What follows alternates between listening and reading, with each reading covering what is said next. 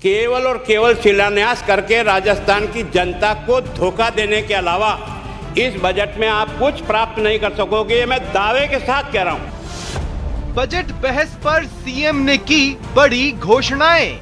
राज्य के प्रत्येक जिले में मेडिकल कॉलेज स्थापित करने को हमने अपना लक्ष्य बनाया। सीएम गहलोत की नई सौगात, विपक्ष को जवाब। प्रदेश की कानून व्यवस्था को और अधिक सुदृढ़ करने के लिए केला देवी सपोटा, करौली व विराटनगर, जयपुर में पुलिस उप अधीक्षक कार्यालय खोले जाएंगे। गहलोत का आरोप, केंद्र राज्यों को नहीं दे रहा पैसा। मैं चाहूंगा उसका सपोर्ट मिले, सब लोग कहें इसको कि जीएसटी कंपनसेशन जो है 2022 तक है कि राज्य आगे आए कहने के लिए इसको 5 साल और बढ़ाना चाहिए, तब जाके राज्य की स्थिति ठीक हो पाएगी। सीएम गहलोत ने पेश किया विकास का विजन। हमने उसको निभाया है। बार बार बोलते रहते हो लोन माफ नहीं किया, 1 2 3 4। अरे राहुल गांधी ने कहा है तो उसी 3 दिन के अंदर लोन माफ हुए राजस्थान के अंदर में करना चाहता हूं। गहलोत की मांग, ईआरसीपी को केंद्रीय परियोजना घोषित करे केंद्र। बड़ी योजना है, प्लीज प्लीज प्लीज। कहाँ देख रहे हो नेता प्रतिपक्ष, उधर मध्य को भेज भी देखो कि कृपया करके आप इसके लिए लीड लो। ईआरसीपी को राष्ट्रीय परियोजना घोषित करवाने के लिए आप लीड लो तो हमारा काम हो जाएगा। नए जिलों के गठन के लिए बनेगी कमेटी। बजट बहस में दी गई कई तरह की राहत। सीएम बोले, बजट की आलोचना के लिए विपक्ष के पास कहने को कुछ नहीं। अच्छा बजट पेश किया है, अच्छे ढंग से लागू करेंगे। आप सबकी दुआएं, शुभकामनाएं मेरे साथ रहेंगी। जादूगर का जवाब। नमस्कार, बहुत स्वागत है आपका। प्राइम डिबेट देख रहे हैं आप, आपके साथ में जेपी शर्मा। बजट को लेकर चर्चा के जवाब में मुख्यमंत्री ने राज्य में लागू की गई कई घोषणाओं को केंद्र से भी अपनाने की अपील की। चिरंजीवी योजना और शहरी रोजगार गारंटी जैसी योजनाओं को राज्य में लागू कर केंद्र से भी इसकी मांग करना भाजपा को असहज कर सकता है क्या? सबसे बड़ा दांव ओल्ड पेंशन स्कीम का है, जिससे केंद्र के कर्मचारी 2004 के बाद से वंचित हैं। चर्चा के जवाब में आमतौर पर राज्य की घोषणाओं का जिक्र होता है या विपक्ष के हमलों का जवाब। लेकिन इस बार के बजट को लेकर और बजट घोषणाओं को लेकर सत्ता पक्ष के जिस तरह के हमलावर तेवर दिखा रहा है, उससे कहीं यह भी समझ में आता है कि ये चुनाव 2023 के साथ साथ जनरल इलेक्शन 2024 का भी कांग्रेस का रोड मैप है। तो आज प्राइम डिबेट में इस पर चर्चा होगी, इन सवालों के जरिए कि कोविड से बेपटरी हुई इकोनॉमी में कितनी जान फूंक पाएगा राज्य का बजट, केंद्र पर असहयोग के आरोपों में कितना दम है, और बजट में थोथी घोषणाओं के जो आरोप लगाए जा रहे हैं विपक्ष की ओर से, वो कितने सही हैं, कितने गलत हैं। प्रदीप चतुर्वेदी जी कांग्रेस के प्रवक्ता हमारे साथ हैं, मनीष पारिक साहब हैं भारतीय जनता पार्टी के प्रवक्ता, और एस मित्तल साहब जुड़े हुए हमारे साथ, वरिष्ठ पत्रकार। बहुत स्वागत है आप सभी का। मनीष पारिक साहब, पहले आपके पास आ रहा हूँ। आपकी पार्टी की तो ओर से पिछले अरसे में बार बार ये कहा जा रहा है कि बहुत ज़्यादा फर्क नहीं था 2018 में हार जीत का, बहुत कम वोटों का फैसला था। आज कटारे जी ने 50,000 का, लाख 1.5 लाख आप लोग बताते हैं। आपको क्यों ये लगता है कि ये 2022 का जो बजट है ये उस फासले को और कम करने वाला है? नहीं, मैंने कहा ऐसे ये तो धरातल पर नहीं है बात, घोषणाएं हैं थोथी। और सबसे बड़ी बात यह है कि जिनसे उम्मीद है जग को, वही उम्मीद कर रहे हैं कि बीजेपी सपोर्ट करे और जो पर्वतीय क्षेत्रों का 10-90 का रेशो है वो राजस्थान की विषम परिस्थिति पर लागू कराए। तो जिनसे हम उम्मीद करके गए थे वो खुद ही उम्मीद कर रहे हैं। ये जवाब नहीं है, ये अपेक्षाएं हैं। और इन्होंने कहा भरोसा करो, तो भरोसा तो पहले करके देखा है, उसका परिणाम ये निकला है।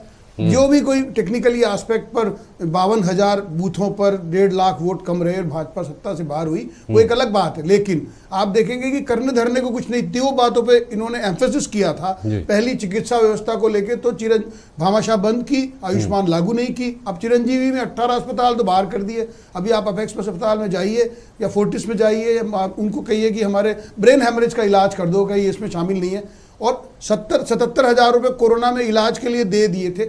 आदमी ने पहले जमा कराइए, उसमें कहा कि अब 18,000 पे साइन कर दीजिए, इसके आगे क्लेम नहीं करूंगा, 18,000 ले जाइए। तो कुल मिला के ये हो क्या रहा है, चिरंजीवी योजना बिल्कुल फेल्योर है। 850 रुपए लिए वो रिलीफ नहीं मिला। दूसरी बात इन्होंने कहा शिक्षा पे ध्यान दिया गया है, नई पॉलिसी लागू हुई है, राजस्थानी भाषा को मान्यता मिलनी चाहिए, उस विषय पर भी बात नहीं करी, राजभाषा बनाने तक।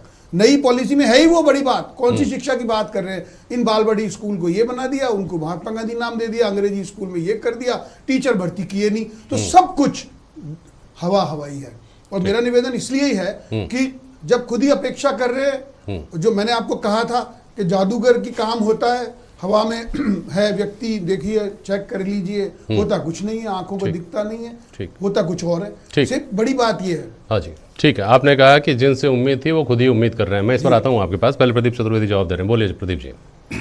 जैसे मेरे भाई ने कहा और जैसा मुख्यमंत्री जी ने आज बजट पे भाषण पे अपना उत्तर जो दिया है, उसमें सारी बातें बहुत स्पष्ट तरीके से उन्होंने कही है। उन्होंने सारे प्रावधान को बताते हुए साफ साफ कर दिया है कि सरकार लोकप्रियता के लिए काम कर रही है, सरकार लोगों का काम कर रही है, और सरकार के इस पूरे प्रोविजन में 45,000 सुझाव देश की प्रजा जनता से लिए गए हैं। उन सभी को समायोजित करते हुए मुख्यमंत्री जी ने बड़े संवेदनशीलता के साथ ये बजट तैयार किया था। और उसमें जो बात वो कह रहे हैं, अगर वो बात हो रही है प्रदेश के लोग दुखी हैं या उनसे नहीं हैं, तो सारे चुनावों में जो इस बीच मध्यावधि चुनाव भी हुए, नगर पालिका के चुनाव भी है, उसमें सभी लोगों ने सरकार का साथ दिया है। तो इस बात की लोकप्रियता का मापदंड और क्या हो सकता है कि सारे नगर पालिका चुनाव में, विधानसभा के उपचुनावों में भी सरकार को अगर मान्यता मिल रही है तो मुख्यमंत्री जी आश्वस्त हैं और लोग के उनकी अपेक्षा पर खरे उतर रहे हैं।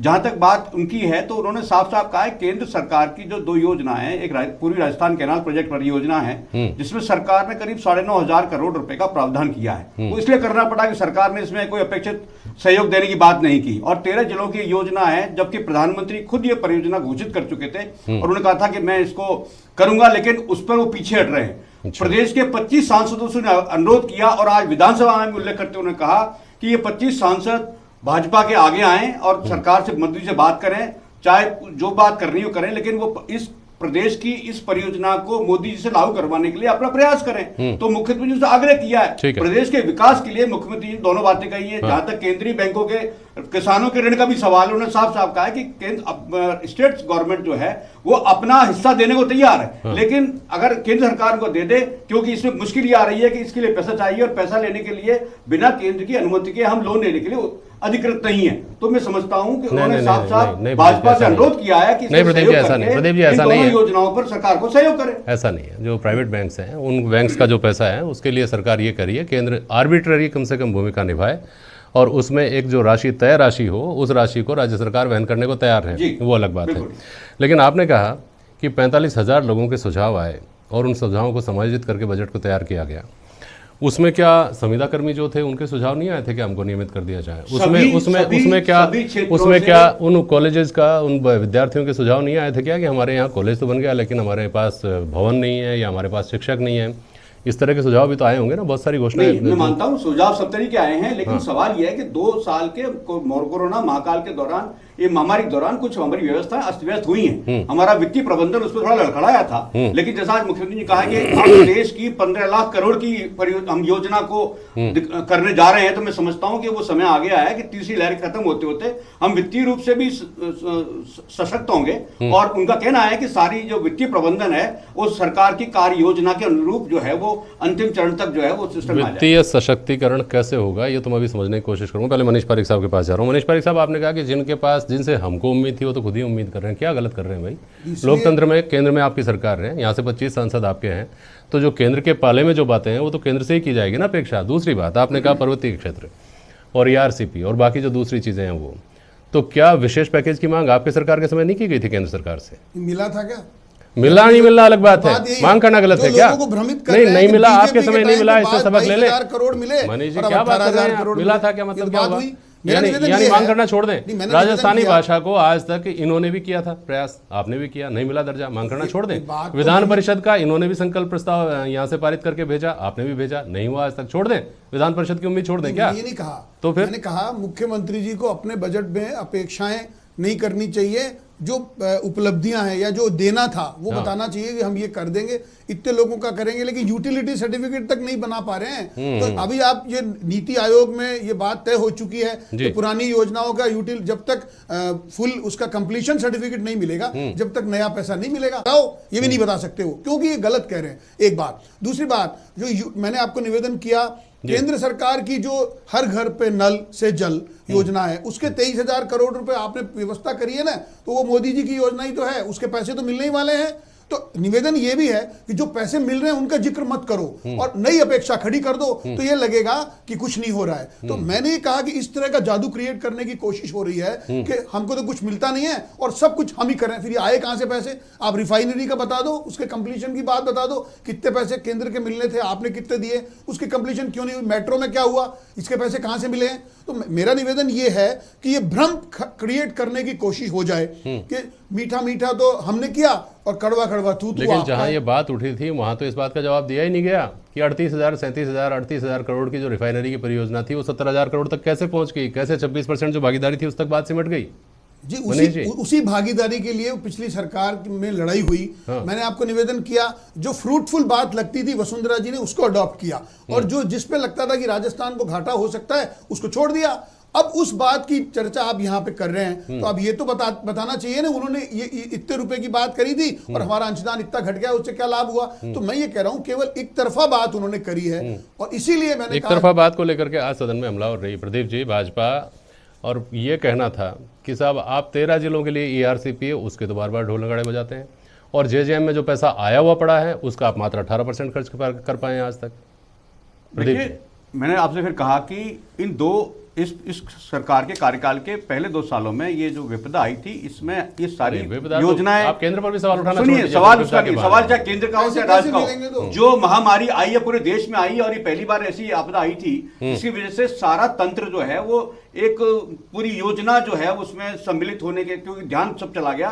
तो मैं समझता हूं कि पहले हमारे प्रदेश के लोगों के जीवन को बचाने की जो हमारी पहली प्राथमिकता थी, सारा ध्यान सरकार का उस पर गया, क्योंकि महामारी बहुत भीषण थी और चूंकि इसे कारण समझ में नहीं आ रहे थे। तो मैं समझता हूं उसमें शोध की भी आवश्यकता थी, उसमें उनकी सहूलियत की भी आवश्यकता थी, उसमें उनको प्राथमिकता क्या, उनको देखने की आवश्यकता थी। पूरा सरकार का तंत्र इसमें शामिल था। तो मैं मानता हूं कि इन 2 सालों को आप विशेष रियायत देते हुए, इन कारणों की वजह से सरकार के सारे जो कार्यक्रम थे वो अपेक्षा के अनुरूप नहीं ढल पाए, लेकिन अब चूंकि महामारी खत्म हो गई, ढलान पर है, और अब मैं समझता हूं मुख्यमंत्री जी ने आज कहा है कि उन्होंने एक आश्वस्त किया, उन्होंने एक इशारा किया है कि हम इस प्रदेश के जो इकोनॉमी है उसको 15 लाख करोड़ की करने जा रहे हैं। तो मैं समझता हूं उन्होंने एक बहुत सीधा इशारा किया है, और मेरा मानना है कि मुख्यमंत्री जी अब बचे हुए समय में इस कार्य योजना को मूर्त रूप देंगे। ठीक बात है। जहां मेरा मित्तल साहब ये है, आप देखेंगे इस बारे में, ये जो बात करी थी ऑक्सीजन प्लांट की, केंद्र सरकार ने तुरंत ऑक्सीजन प्लांट के पैसे दिए, ये बना ही नहीं पाए।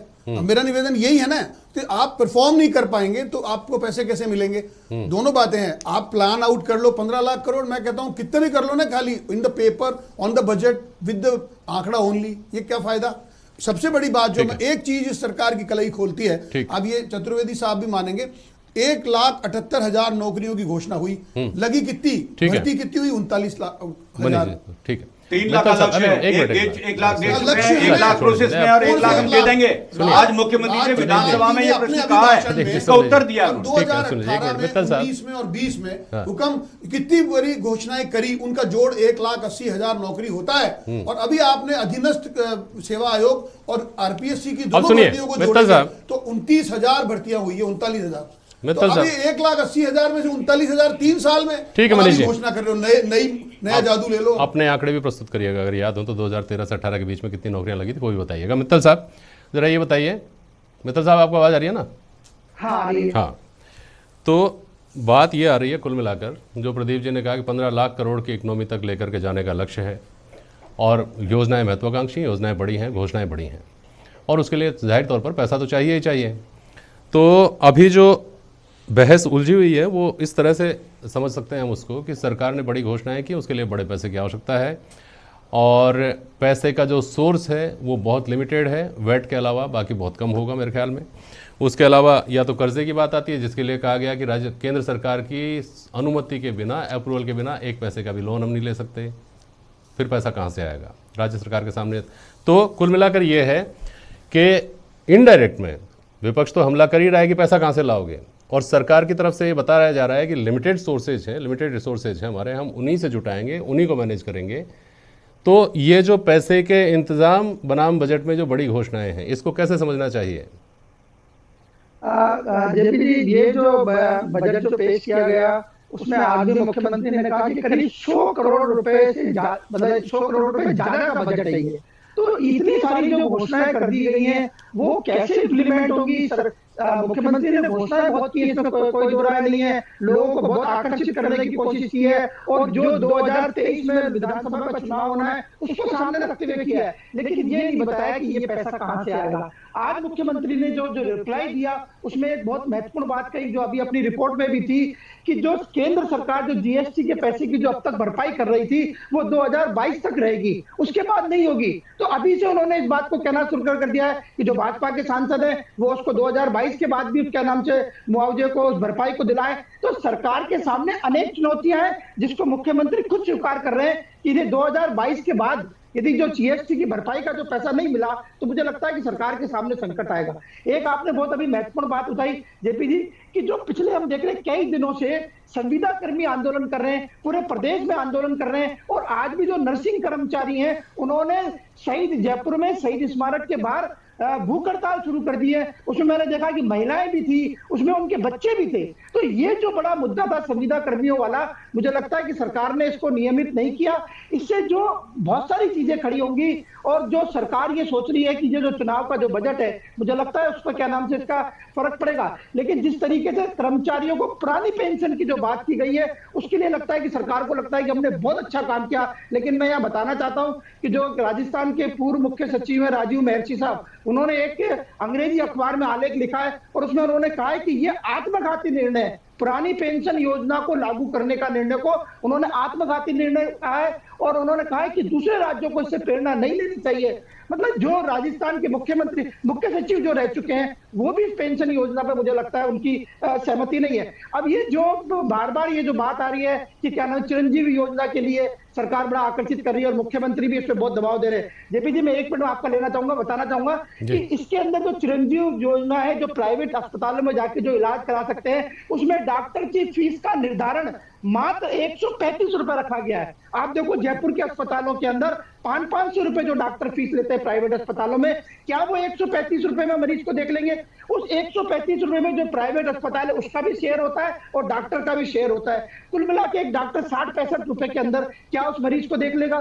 सरकार ने कहा कि हम चिरंजीवी योजना के अंदर अब जो है वो बाईपास सर्जरी का इलाज भी कराएंगे। उसकी राशि जो है अब तक 75,000 रुपए थी, आज उसको बढ़ाकर 1 लाख रुपए किया गया है। मैं कहता हूं क्या 1 लाख रुपए के अंदर जयपुर के फोर्टिस अस्पताल में या दुर्लभ अस्पताल में क्या बाईपास सर्जरी हो सकती है? तो ये ऐसी बहुत सारी विसंगतियां हैं, मुझे लगता है कि सरकार को इस ओर भी ध्यान देना चाहिए। ठीक मित्तल साहब। मनीष पारिक साहब, मित्तल साहब ने भी एक बहुत महत्वपूर्ण बात कही, लेकिन आमतौर पर ज़मीनी हकीकत और वास्तव में जब आप किसी चीज़ को लेकर लोगों के बीच में जाते हैं तब किस तरह की परेशानियां आपको आती हैं, वो एक बाद का पड़ाव होता है। घोषणाओं के साथ लोगों का मन बनता है, घोषणाओं के साथ एक अवधारणा बनती है। क्या इस नज़रिए से आपको नहीं लगता कि आगे जाकर एक चिंता आपके सामने खड़ी होने वाली है? ओल्ड पेंशन स्कीम जो पूरे देश में लागू करने की मांग की जा रही है, शहरी रोजगार गारंटी योजना जो निश्चित तौर पर, भले ही आप ये कह चुके हैं केंद्र में संसद में कि मनरेगा कांग्रेस की सबसे नाकामयाबी का सबसे जीता जागता प्रमाण है, हम इसको कभी बंद नहीं करेंगे, लेकिन एक दूसरा प्रमाण और खड़ा होने की बात हो रही है। इस तरह की कुछ चीज़ें आपको नहीं लगता कि ये लोक लुभावन चीज़ें हैं जो आगे जाकर अगर कांग्रेस के एजेंडे में शामिल होती हैं तो आपके लिए बड़ी चुनौती बनेगी? पारिक साहब, जैसा अभी इन्होंने कहा मित्तल साहब ने कि 22 के बाद पैसे ही नहीं होंगे, वो खुद ही कह रहे हैं। इसलिए इसकी कोई यूटिलाइजेशन की बात है, 30 के बाद रिटायरमेंट का पैसा मिलेगा। जो राज्य कर्मचारी पढ़े लिखे लोग हैं वो जानते हैं कि केवल घोषणा के नाम पे की गई है, जो भी कुछ होगा। एक बात, दूसरी बात, जो भी इन्होंने कहा लोक लुभावन एक अलग चीज़ है, लेकिन जो फैक्चुअल बात है वो फेवर की नहीं है। तो ज़्यादा दिन नहीं चलता है, कभी भी आप समझ सकते हैं कि कोई तिलिस्म बनाया जाता है, लेकिन सच्चाई जब हकीकत में होती नहीं तो समझ में आ जाता है लोगों को, तो हमें ज़्यादा नुकसान नहीं होगा। एक दूसरी बात मैं निवेदन कर रहा हूँ, जो स्वास्थ्य को लेकर चिंता केंद्र सरकार ने सर्वाधिक करी, उस स्वास्थ्य में सबसे बड़ा लोचा है। आप मित्तल साहब भी मेरी बात से सहमत हैं कि बड़े अस्पताल तो वैसे ही निकाल दिए और अब छोटे अस्पतालों के पैसे रियम्बर्स नहीं करेंगे, तो ये बहुत बड़ा संकट होने वाला है। और उसमें इतनी गालियां पड़ जाएगी कि और जगह की बढ़ाइयां और मालाओं की जगह ही नहीं बचेगी। मेरा निवेदन ये। ठीक है मित्तल साहब, इस बात की चिंता क्या कांग्रेस को भी नहीं करनी चाहिए? अभी चुनाव में 1.5 साल पड़ा हुआ है, 2 साल पड़े हुए हैं कि 20 महीने हैं, तो ये जो घोषणाएं, बड़ी बड़ी घोषणाएं हुई हैं, ये चुनाव में बाउंस बैक भी कर सकती हैं अगर इन लोक लुभावन घोषणाओं को जमीन पर उतरते हुए लोग नहीं देख पाएंगे तो। मित्तल साहब, नहीं, स्वाभाविक है जेपी जी की ये कांग्रेस के लिए, लेकिन मुझे लगता है कि जो मुख्यमंत्री की जो कार्यशैली हमने अब तक देखी है, इसमें मैं इस बात को कहने में कोई मुझे हिचक नहीं है कि मुख्यमंत्री जी इस बात की पूरी कोशिश कर रहे हैं कि 2023 के अंदर इस कांग्रेस सरकार को रिपीट किया जाए, और उसके रिपीट के लिए जो भी कुछ किया जा सकता है, मुझे लगता है मुख्यमंत्री उसकी कोशिश कर रहे हैं। लेकिन जहां तक जमीनी हकीकत की बात है, मुझे लगता है कि मुख्यमंत्री जी को चाहिए कि जो योजनाओं की जो घोषणा कर रहे हैं, तो उसकी इंप्लीमेंटेशन कितना हो रहा है, कितना उसको लाभ मिल रहा है, इसके क्या नाम से वो देखा जाए। और एक मैं जेपी जी बहुत जरूरी बात कहना चाहता हूं, जो राजस्थानी भाषा की बात है, पूरे देश के अंदर जो मातृभाषा है, खुद अभी क्या नाम से बिल्कुल, बहुत सही बात आपने याद रही कि जो नई शिक्षा नीति है जिसमें 5वीं तक तो बच्चों को मातृभाषा में ही पढ़ाया जाना है, राजस्थान तो अभी ये तय करना राजस्थान का बाकी है कि हमारी मातृभाषा है कौन सी, मेवाड़ी है, मारवाड़ी है, शेखावाटी है, ढूंढाड़ी है, कौन सी भाषा है, या फिर इस मातृभाषा के भी कई टुकड़े होने वाले हैं अलग अलग रीजन्स के हिसाब से, ये भी एक जवाब अभी तक आना है। बहुत शुक्रिया आप सभी का आज प्राइम डिबेट में शामिल होने के लिए। आज के लिए बस इतना ही, नमस्कार।